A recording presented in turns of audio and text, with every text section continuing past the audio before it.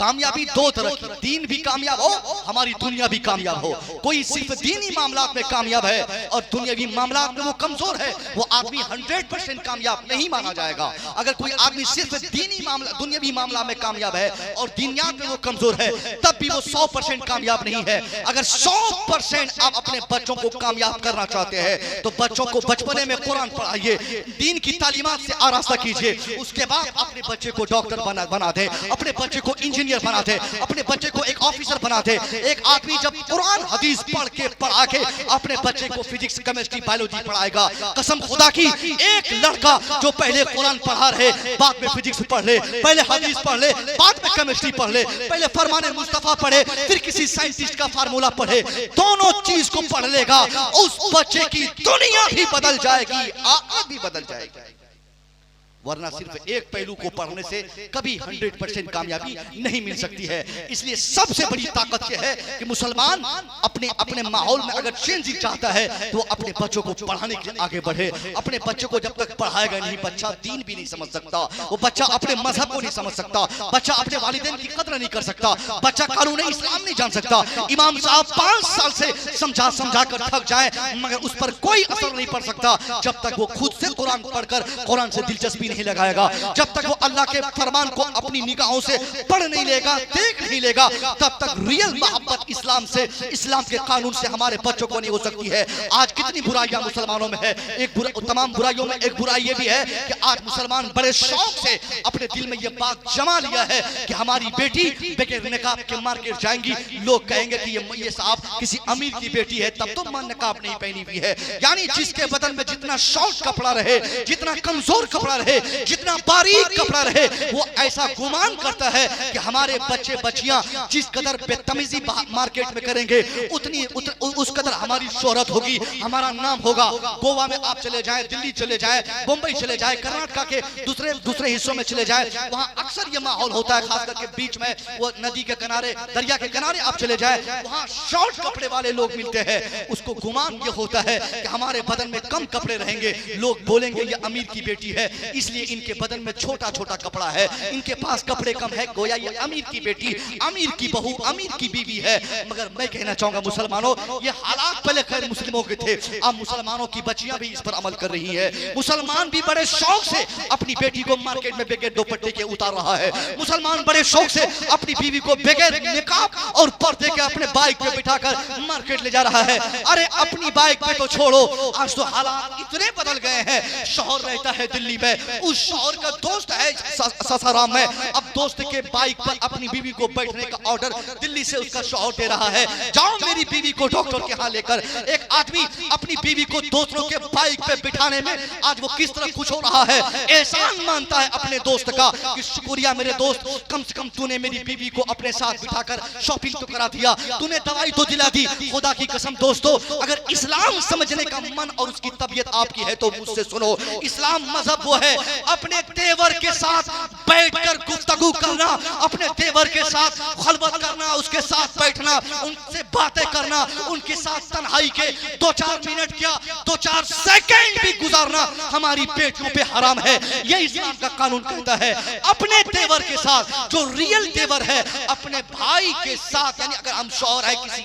किसी औरत के शौहर है तो हमारी बीवी के साथ मेरा भाई तन्हाई में 1 सेकंड भी नहीं बैठे, ये इस्लाम का कानून है। ये हम कैसे तय कर लेते हैं कि हमारी बीवी दूसरे के साथ बैठ के चले जाए, हमारी बहन दूसरे की गाड़ी पे बैठ के चले जाए, शॉपिंग करने के लिए दूसरे के साथ चले जाए, शॉपिंग करने के लिए मार्केट चले जाए, होटलबाजी करे। खुदा की कसम यही उरियानियत है, यही बदतमीजी है, यही माहौल को खराब करने की एक निशानी है। जो मुसलमान सर से पांव तक जब मुसलमान नंगा हो रहा है और वो कहता है कि अल्लाह हमारी दुआ कबूल नहीं फरमाता, अरे कैसे अल्लाह हमारी दुआ कबूल फरमाएगा। हम चाहे दाता अब्दुल जलील साहब के आस्थाने पे आ जाए, सरकार गरीब नवाज की बारगाह में चले जाए, या हम सरकार गौसे आजम की बारगाह में चले जाए, या खाने काबा की चौखट पे चले जाए, दीवार चुम चुम कर हम कहें या अल्लाह हमको कामयाब फरमा दे, अल्लाह मुसलमानों को कामयाब फरमा दे, या अल्लाह मुसलमानों के घरों में बरकत अता फरमा। मुस्तफा करीम ने फरमाया था मुसलमान के घरों में अगर उनकी बेटियों के सर से एक बाल भी, किसी मुसलमान के घर की बच्चियों के सर से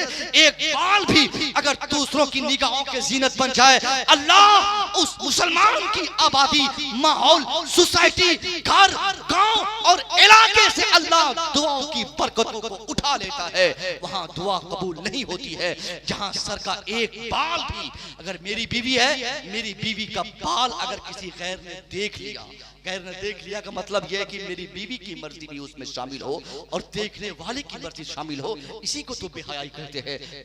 बेहयाई में कोई शहर बचा नहीं है साहब। ऐसा नहीं कि सासाराम की शिकायत है या पटना या बिहार की बात है, शहर कोई हो, हम मुसलमानों ने आज हर शहर में उन रिवायात को आज हमने गले लगा लिया है जिन रिवायात के जरिए हमारे दुश्मनों ने पूरी दुनिया से मुसलमानों के खात्मे के लिए एक तंजीम बनाई थी। वो तमाम चीजें आज मुसलमानों के गांव में रन है, वो तमाम योजनाएं आज मुसलमान खुद चला रहे हैं। दुश्मनों ने सोचा मुसलमानों की बच्चियां बेहया होंगी, मुसलमानों का दिल दिमाग उनके मजहब के कानून से अलग हो जाएगा। उन लोगों ने योजना बनाया और उस योजना पे आज हम धड़ल्ले से काम किए जा रहे हैं। हमारे दुश्मनों ने हमारे खात्मे के लिए योजना बनाया कि मुसलमानों का दिल उनके उलमा से अलग कर दो, इस्लाम कमजोर हो जाएगा। और आज हम बड़े शौक से अपने उलमा को सता रहे हैं, हम अपने आलिमों को गाली दे रहे हैं, मौलवी साहब को बुरा भला कर रहे हैं। आलिम की तो इज्जत की अगर बात की जाए तो आज 5% भी इज्जत आज हमारे आलिम की हमारे समाज में नहीं है। आलिम चोटी का आलिम हो और चंद पैसा उसके पास, सामने वाले के पास हो, थोड़ा सा मकान क्या खूबसूरत हो जाए, टायर से क्या घर पे लगा ले, एक चरचक्का क्या उनके दरवाजे पे आ जाए, तो मौलवी साहब को, अपने मस्जिद के इमाम साहब को तो वो ही समझता है। वो समझता है इमाम साहब तो मेरे टुकड़ों पे पला हुआ है, मैं पैसा देता हूं तो अजान देता है, तनख्वाह पाता है, तब ये खाता है, तब इनकी बीवी खाती है, तब इनके बच्चे पलते हैं। मुसलमानों, ये हमारी सोच बन चुकी है। हमारी तबाही बर्बादी की एक वजह ये भी है कि हम अपने उलमा को सही से इज्जत नहीं दे पाते। हम हमेशा, हम लोग पूरे हिंदुस्तान में देखते ना, हम लोग घंटों खड़े रह जाएंगे, बैठा रहेगा हमारा बच्चा, खड़ा रहेगा, बैठा रहेगा हमारा बच्चा, मौलवी साहब खड़े रह जाए, 1 घंटा खड़े रह जाए, वो बच्चा खैनी खाएगा मौलवी साहब के सामने, सिगरेट पीकर धुआं फेंकेगा मौलवी साहब के चेहरे पर, पान खा के मौलवी साहब के सामने पिच पिच करेगा, मगर इमाम साहब को ये नहीं कहेगा कि हजरत बैठ जाए, हजरत एक कप चाय मेरी तरफ से ले लें, हजरत सलाम अलैकुम, उनका हाथ चूम ले, मुसाफा करे। जुमा के दिन तकरीर सुनने के बाद मस्जिद से ऐसा नमाज पढ़ने के बाद भागता है, कोई मौलाना साहब को पूछता नहीं मौलाना साहब 1 हफ्ते तक कैसे खाए, कैसे पिए, कहाँ रहे, क्या जरूरत थी। बस जरूरत कब याद आती है, अगर मौलाना साहब नमाज़े इशा में 5 मिनट ताखीर करके अगर आजान उन्होंने दे दी, अब क्या सिगरेटी बिल से निकलता है, वहां खजांची भी बिल से बाहर आ गया, वो तमाम मेंबरान बाहर आ गए, वो तमाम बेनमाजी मेंबरान बाहर आ गए, जिनको सही से बोलने भी नहीं आता, जिनको सही से इमाम साहब के सामने खड़े होने का तरीका तक नहीं मालूम है, वो भी अब मीटिंग करके बोलेगा इमाम साहब को निकाल दिया जाए, मौलवी साहब को भगा दिया जाए, मौलवी साहब बड़े बदतमीज है, आजान वक्त पे नहीं देते, नमाज नहीं पढ़ा पाते, इनके अंदर ये खामी, इनके अंदर ये गलती है। यानी आज हम इस जमाने में बड़े शौक से अपने उलमा को हम सताते हैं, ये भी हमारी कमजोरी है और इसकी वजह से भी मुसलमान सबसे ज्यादा इस आधुनिक जमाने में तबाह बर्बाद है। मैं इमाम पाक के हवाले से हमारे शम्स भाई ने कलाम पढ़ा, क्या हुसैन हुसैन के नारे लगे, मगर हमको नहीं मालूम, हमारी जहालत है, हम तो सिर्फ नारे के जरिए इमाम हुसैन को समझा है, हमने तो सिर्फ नारे का सहारा लेकर इमाम पाक को समझने की हमने कोशिश की है, मौला अली या अली या अली या हुसैन, मगर हम में से किसी को मालूम है कि इमाम पाक ने किस वजह से अपनी जान दी, किस वजह से आज दुनिया इस कदर उसकी दीवानी है। हम तो मुसलमान है साहब, मुसलमान की बात छोड़िए, इस मुद्दा से देखेगा, क्योंकि मैं 80 साल का बूढ़ा बाप आज तक किसी की बेटी को गलत निगाह से नहीं देखा। क्या समझे? एक बाप जब दूसरों की बेटी को गलत निगाह से नहीं देखेगा ना, वो बाप कसम खा के कह सकता है कि वो सऊदीया में भी रहेगा ना, उसकी बेटी जब ट्यूशन जाएगी 1000 लौफड़ों के साथ रहकर भी उसकी बेटी बच के आ जाएगी।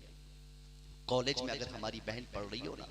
हम दिल्ली में कमाने गए हों, अगर हम दूसरों की बहनों की इज्जत करेंगे तो हम कसम खाकर दावे से कह सकते हैं कि सासाराम के इंटर कॉलेज में पढ़ने वाली हमारी बेटियां, हजारों की भीड़ में जाने वाली हमारी बच्चियां, हमारी बहनें कभी कोई किसी गलत इंसान के बदनिगाही का शिकार नहीं बनेगी। ये कब मुमकिन होगा, कब पॉसिबल होगा? जब हम अपनी निगाहों को बदतमीजी और बेहयाई से छुपाएंगे। इंशाअल्लाह अजीज, इसकी बरकत से अल्लाह हमारे घर की महिलाओं को, औरतों को अल्लाह पर्दे से उसकी मुहाफ़ज़त फरमाएगा, गैब से मदद फरमाएगा। मैं दुआ करता हूँ मौला ताला इस मुख्तसर तरीन तकरीर में जितनी बातें कही गई, मौला इन तमाम बातों पर पहले मुझको और हमारे दाता अब्दुल जलील शाह अली रहमा के सदक़े तुफैल से सासाराम और गिरदो नवाह के तमाम मुसलमानों को इन तमाम बातों पर अल्लाह अमल की तौफीक फरमाए। अस्तगफिरुल्लाह रब्बी मिन कुल्लि ज़ंबि व अतूबु इलैहि। अस्सलामु अलैकुम।